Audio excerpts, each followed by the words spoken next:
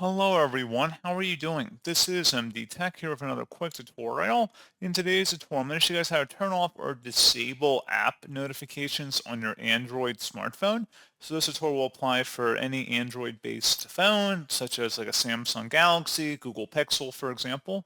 So this should hopefully be a pretty straightforward process here, guys. And without further ado, let's go ahead and jump right into it. So all you have to do is swipe up on your home screen and you want to select the setting gear button. So go ahead and select that. Underneath settings, you want to select notifications button. Go ahead and select that.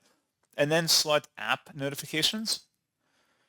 So now at this point, you can toggle any of these entries on or off depending on your preference. If you're looking to disable the app notifications, just click inside the oval one time to toggle it to the left, meaning it's grayed out, and you will not receive notifications for that application.